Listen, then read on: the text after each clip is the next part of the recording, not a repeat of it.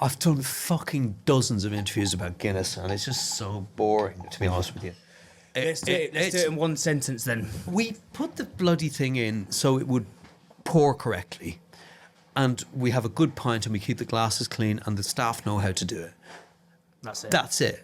But we've done the same with the lager. We've done the same with the wine. We've done the same with the chocolate pudding. We've done the same with the cooking of the steak. We've done the same with the way we sharpen the knives for the kitchen. We've done the same with the art. We've done the same with the staff training. We've done the same with the door staff. We've done the same with how the customers feel. So in our terms, the Guinness is a drop in the ocean of the many, many, many things on our huge, big plan of bits.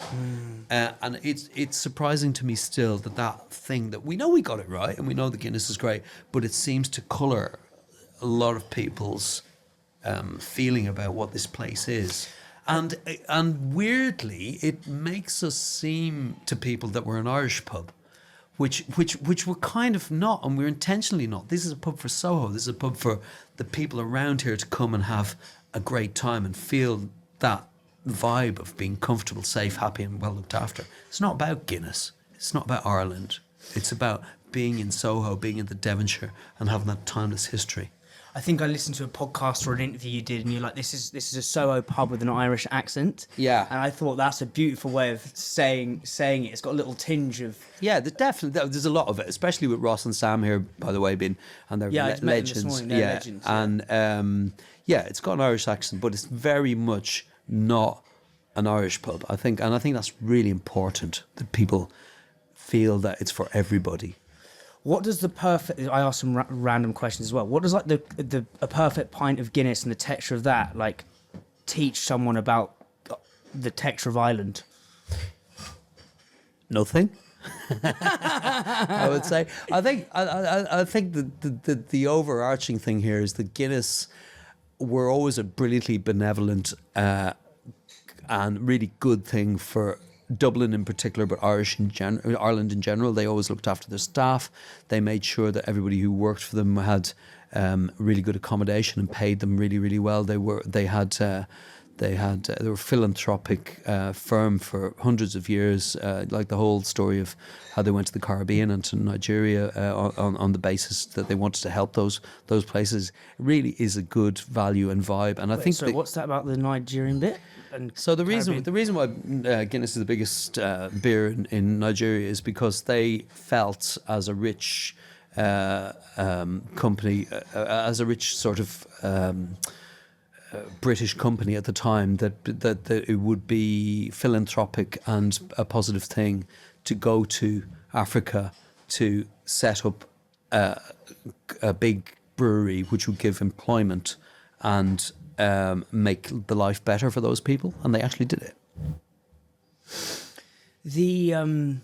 I'd never heard of that, of them going to Nigeria. Yeah. Let's go back. That was 19th century. 90. That was I thought it was like in the 90s. But I think there's a kind of an intangible thread through that makes Irish people know that product and what it stands for is a good thing, and I think an awful lot of people don't really talk about it, but I think there's a sort of, it's not benign, it's a positive thing. There's something beautiful about it, and that history, I think, translates in the glass, and I think that's why nobody can copy their marketing, because nobody really gets it or understands it, because it's a big, long, timeless arch. Big story. What kind of shocked you about London, or like how do you think London's changed Osh, like just being here for so long? I absolutely adore London, and when people ask me what part of Ireland I'm from, I always go back to, I'm a Londoner, because I came here in 1989. I've lived here longer than I lived in Dublin. And, people ask me about what restaurants should they go to in Dublin. I haven't got a clue, because, when I go home, my mum's the best cook, and that's right. I'll know about pubs and stuff, but London's my home and has been for that length of time, and I love it here. And of course it is constantly changing, but I do think it's changing for the better all the time. I love the way people say, people quite curmudgeonly come up and go, oh, Soho's completely fucked compared to how I remember it. It was much better when there was more sex shops and, more robberies and, this shop's gone and that shop's gone. But it's always in a state of absolute flux. Yeah, it doesn't matter which road you go down or which street you go down. There's always a new place open and another place closed. It's a transient and constantly evolving, brilliant place, and I love that about here. You said, I think it was on an Instagram post, you called your old man a true legend. Yeah. I believe my old man's a bloody legend as well. I love him. But what were some of the things he's taught you that kind of maybe not consciously, but maybe subconsciously kind of filter into how things are run here? I don't know.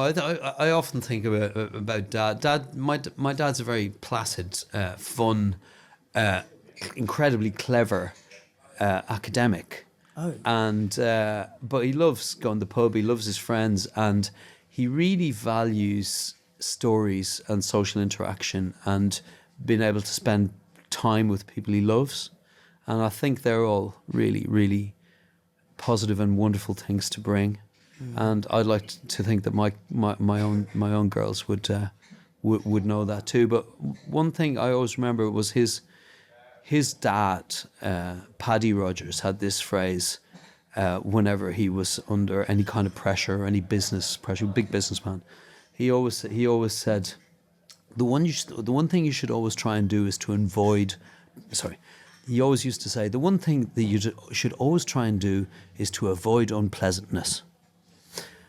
And I always took that and I thought, fuck, that's actually really good, because if you actually spend time avoiding unpleasantness, it leads to some wonderful things, and you kind of filter out a lot of dickheads from your life if you think about things that way, and you surround yourself with people who enjoy fun and pleasantness and good times and love and bits and pieces like that, and I think a lot about that.